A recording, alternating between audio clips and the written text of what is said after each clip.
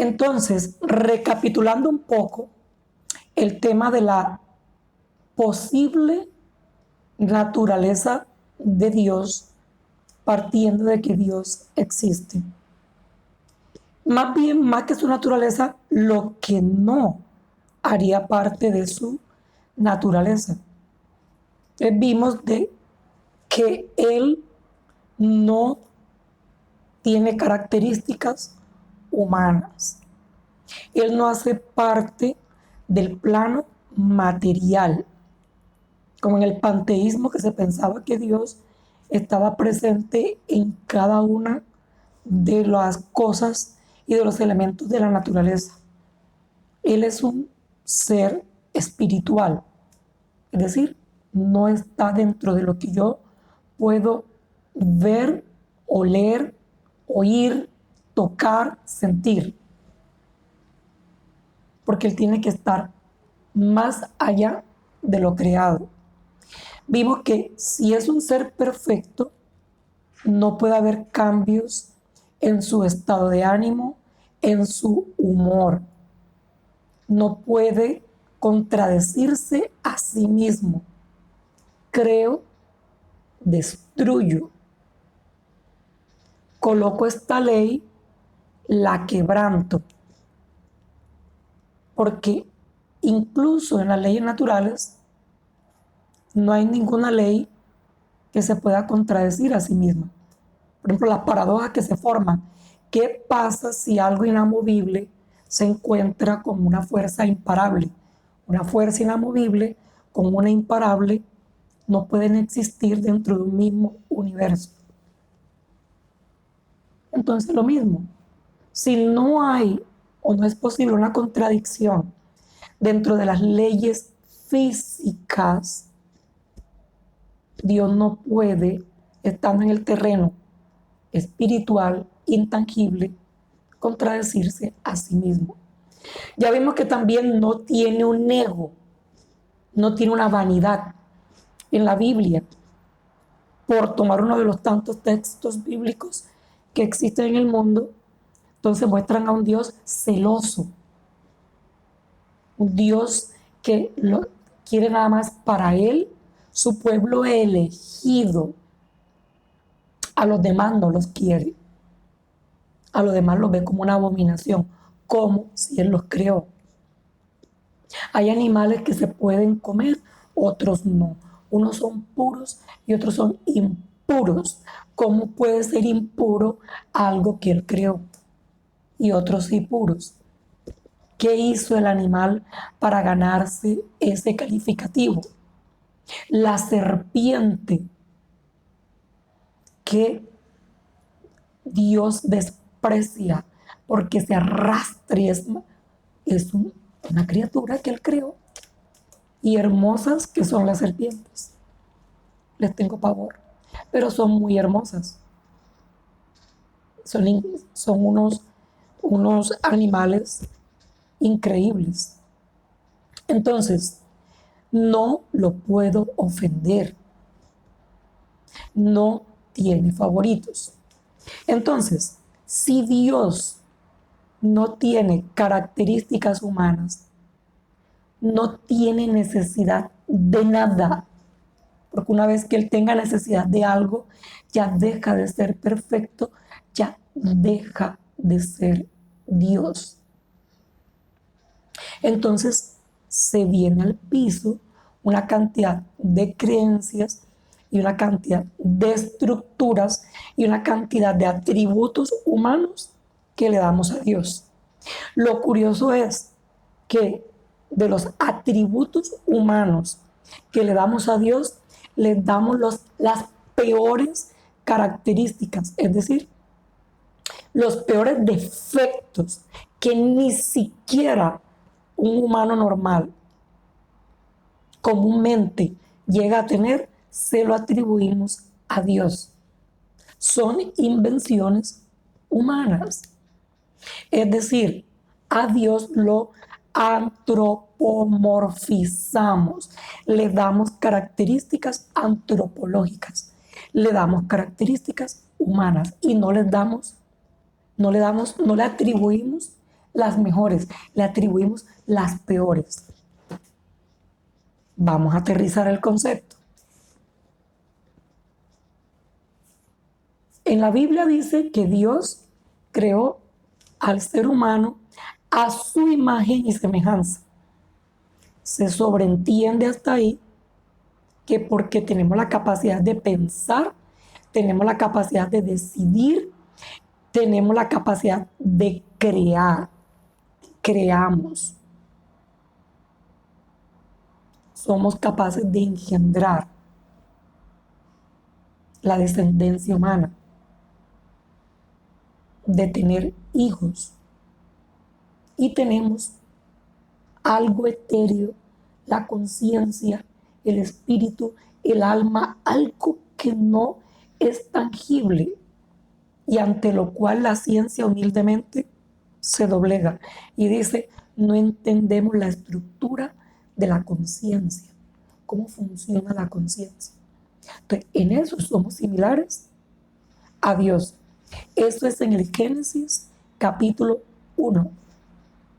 Desde el Génesis capítulo 2 hasta el último libro de la Biblia, que es el Apocalipsis, de ahí hacia acá, el proceso queda invertido.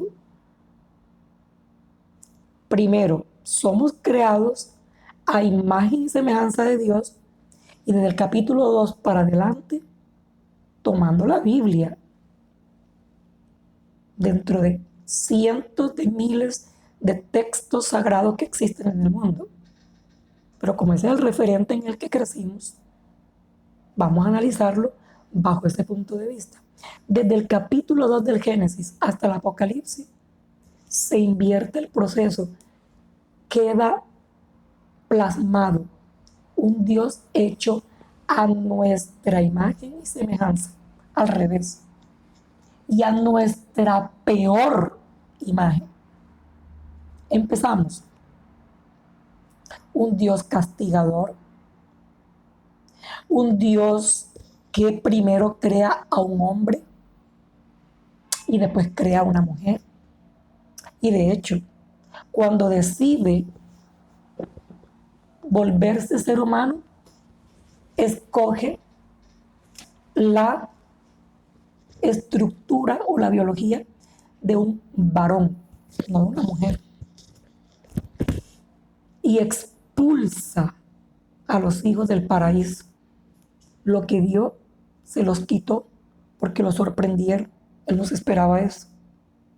Decir, yo construyo un computador y entonces como tuvo una reacción que yo ni idea por qué, coge el computador y lo tiro por el balcón y lo destruyo. Donde fui yo el que creé ese invento o ese descubrimiento del computador. Luego, los genocidios que quedan ahí redactados, dirigidos por Dios. Allá cogió y tiró bolas de fuego en Sodoma y Gomorra, destruyó pueblos, instruyó a muchos profetas para que instruyeran a su pueblo, para que fueran y destruyeran ídolos, porque era un Dios celoso y rabioso, muy rabioso, iracundo, y mandaba destruir pueblos enteros, a atravesar a cuchillo niños, mujeres, animales. Salomón acabó con todo el ganado en Egipto y Israel, Egipto, los alrededores, quemando, porque ese aroma de animales quemados que entraban por las fosas nasales de la nariz de Dios, llegaban al cerebro y le daban un caldo de hormonas, de adrenalina, de oxitocina, de dopamina que lo calmaba. Todo eso está en la Biblia. le era agradable a Dios. El aroma. El dueño de universos, multiuniversos y de todo el terreno espiritual. Allá, unos animales de allá, de la galaxia perdida. Llegaba hasta el cielo el olor y lo calmaba. Son invenciones humanas. Un Dios que le dice a Abraham que lleve a Isaac y lo descuartice allá en un monte para que le demostrara su fe. Un Dios que manda a ahogar a su pueblo.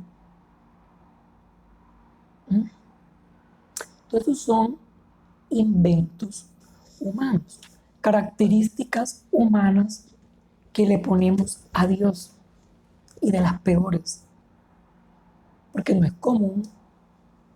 es común que salgan las noticias de que un papá furioso quemó a sus hijos porque no le hacían caso. Él les advirtió. Ahí me dicen los fundamentalistas, él les advirtió y no la escucharon. Y envió profeta, entonces, ahí les va. Entonces no es común que un padre tome a sus hijos y los meta en una piscina y los ahogue, porque es que no querían hacer caso. Yo les advertí y les dije, no me pueden sancionar. A mí no me lleven ante un juez porque yo soy un padre exigente y de amor. Un amor ardiente y exigente. Los ahogué. Pero yo me arrepentí y les mandé un arco iris en señal de que yo no volvía a hacer esto. Ya, yo me había tomado mis pastillas psiquiátricas y entonces ya eso no iba a volver a pasar. Eso era un desorden que hubo en mis neurotransmisores, entre un estado de ansiedad, algo así de psicosis, bipolaridad, y entonces son características humanas que le ponemos a Dios. Ahora, no hay prueba histórica de que Jesús existió. Sí hay dos escritos de dos historiadores. Uno era Tácito y el otro no recuerdo ahora mismo, el cual sí es creíble porque hablaba muy mal de un Jesús y de unos cristianos. Parece que sí, pero que donde nació, cuando van a visitar la Tierra Santa, dicen aquí pudo haber nacido, aquí parece que lo bautizaron, pero de haber existido Jesús, pudo haber existido, y él pudo haber dicho que era hijo de Dios y que él era el Dios encarnado, que ahí está dividido. Aún en los cristianos, para los islámicos, para los judíos, Jesús es un profeta más. ¿Por qué no lo aceptan como hijo de Dios? Porque dicen que en el planeta todavía hay injusticia y hay dolor. Entonces, no ha venido. Pero cuando Él venga, todo va a ser paz y amor. Pero el planeta Tierra y los extraterrestres que encuentren tienen que proclamar su nombre y aceptar sus textos sagrados. Entonces, cuando ya se sabrá que Dios instauró su reino aquí en la tierra, entonces por eso no aceptan a Jesús. Y hablando de acá de cristianos separados, los que surgieron después de Martín Lutero, hay unos que dicen que Jesús era el Hijo de Dios, pero no era Dios. Y ahí usted sabe que eso a nivel de interpretación es muy complicado. Pero acá yo quiero que ustedes entiendan. Si un hijo que ha matado en el barrio llega a esconderse en una casa, ¿qué hace la mamá? Lo esconde, lo protege y niega que su hijo está ahí. Es más, no acepta de que su hijo haya hecho algo malo, porque entre más amas, más fe tienes. Y entre más fe tienes, más te cuesta trabajo pensar que ese ser amado pudo haber hecho algo terrible. Por eso una mamá le dice, tu hijo robó. No, no, ¿cómo así? Tu vecina robó y hasta más, porque no la quiere. Entonces, entre menos amor, menos fe. Entonces, ¿qué hace esa madre? No. ¿Dónde se ha visto que esa madre abre la puerta y dice, aquí está mi hijo? Ustedes en el barrio dicen que yo no los amo. Los amo tanto que mire, ahí está mi hijo. Descuartícenlo y denle duro. Que solo el yo, al ver su sangre, es que voy a calmar mi ira que tengo contra ustedes y voy a dejar que lo maten y que su sangre calme la ira que tengo yo contra ustedes. Y hago esto para demostrarle cuánto los amo. Entonces, desde que estamos niños, escuchamos, tanto amó Dios al mundo que envió a su propio Hijo para que por medio de su sangre nos rescatara y nos trayera la salvación y nos reconciliara con Dios. Nos da pánico evaluar esa frase, nos da terror contradecir esa frase y nos da un ataque de ansiedad en concluir eso es mentira y esa es una calumnia contra Dios. Calumnia que a él no lo ofende.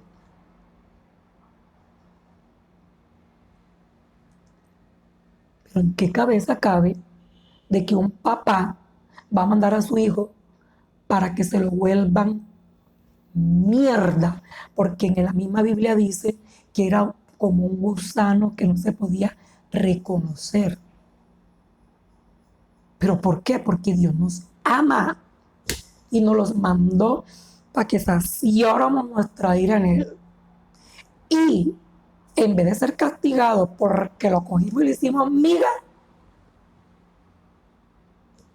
nuestros pecados quedaron perdonados por medio de su dolor.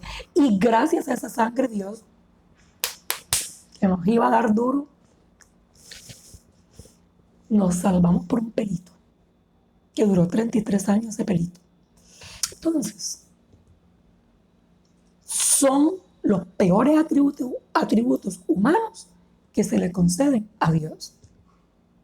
Eso no es Dios.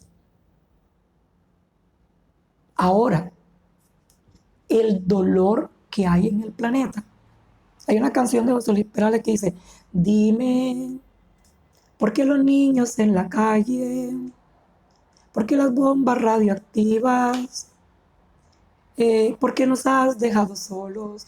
Dime. Entonces, si usted analiza esa canción, que hoy en día no es popular, a lo mejor muchos no la han oído, si usted escucha esa letra, todas esas acusaciones que José Luis Perales o quien haya compuesto esa letra se le atribuyen a Dios, en nada de eso está presente Dios. Porque Dios no bajó y se metió allá en un laboratorio a hacer bombas radiactivas.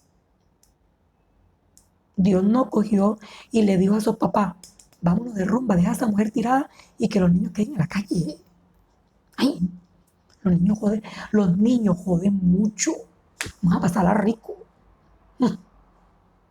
No, todas esas son consecuencias de estructuras humanas, jerarquías sociales mal administradas.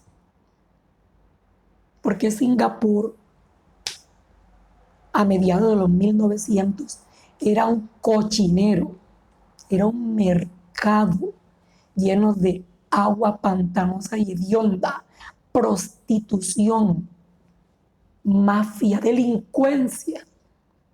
Y hoy en día Singapur, me atrevo a decir que es un gobierno más organizado, más moderno más bello con los errores que tiene también su estructura política que China, que Japón, que Suiza, que Estados Unidos y que Canadá. Porque bajó Dios y los puso en cintura. Y lo que sucedía era por culpa de Dios. Lo que sucedía era por culpa de una mala administración política. Todo lo que sucede en un país empieza por la cabeza. Una mala administración política. Y ya se van desatando una cantidad de elementos que ya no dependen del gobierno, sino del pueblo mismo. Porque lo malo que me pasa a mí como colombiano, en parte tiene culpa el Estado y en parte tengo culpa yo. Pero el desorden empieza por la casa. Si los papás son alcohólicos, la mamá no está en la casa y los niños se crían solos, ¿qué pasa en ese hogar? De todo. Ahora, el papá es correcto y la mamá es correcta, ¿van a dar hijos perfectos? No. Ya esos hijos van a tomar de pronto malas decisiones. Pero el desorden empieza por los papás. Entonces Dios no tiene nada que ver ahí. Ahora, de Dios existir, los que atribuyen que hay un demonio, eso también es una contradicción. ¿Por qué? Porque de todo lo infinitamente creado,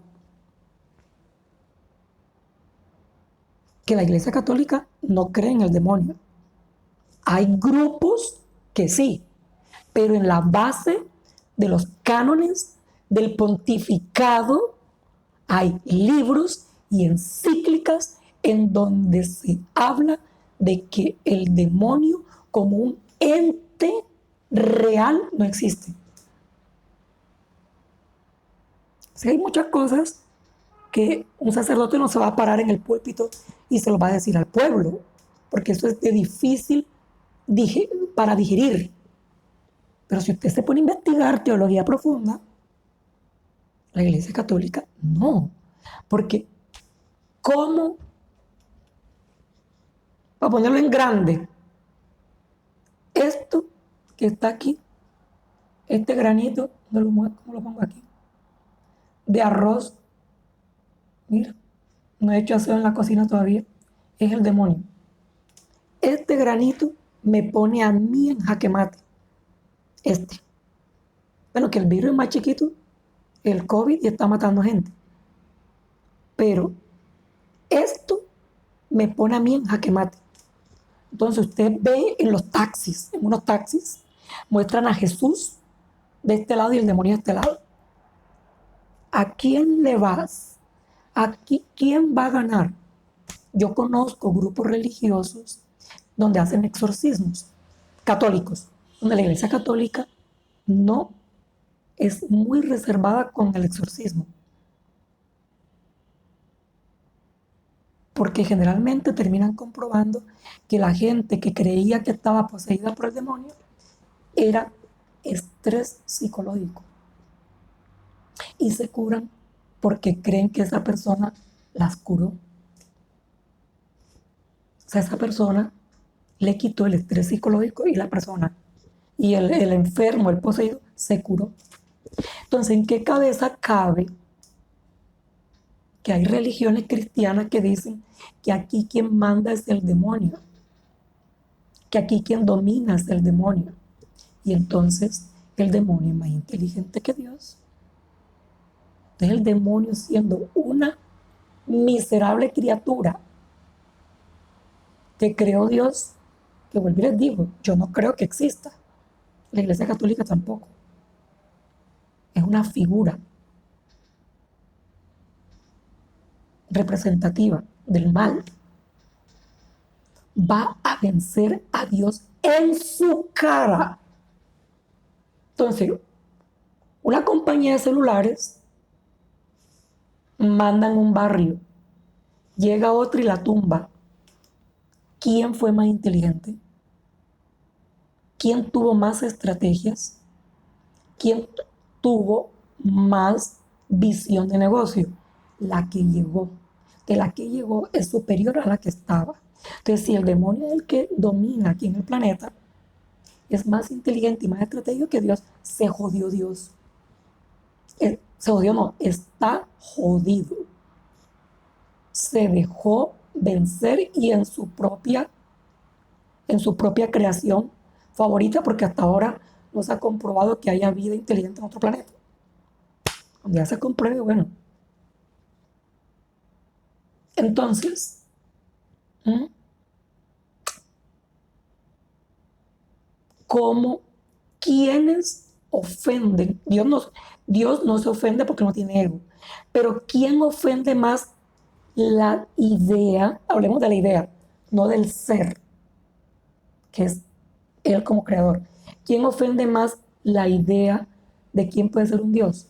Las religiones. Los peores publicistas que tiene Dios son las religiones, porque sobre todo la cristiana, la, la del judaísmo y islamismo, cristianismo, católico y demás, son las que más ofenden a Dios, porque muestran una naturaleza de Él que no es. Si Él existe, Él no puede ser así. Entonces también pensamos que Dios es como un ser poderoso y difícil de manejar. ¿Qué pasa si alguien va a trabajar a la empresa de alguien poderoso? Tú buscas a alguien que vaya y te dé una palanca, que vaya y hable con él. Tú buscas cómo llegarle, cómo llamarle la atención, cómo convencerlo. Y si tú estás trabajando, hacen reuniones para ver cómo un sindicato que logra hacer un pliego de peticiones para ver cómo esta persona poderosa cambia de opinión y no comete abusos laborales contra los trabajadores. ¿Cómo hacemos para contentarlo, influirle? ¿Cómo hacemos para ganárnoslo? Así el creyente trata a Dios.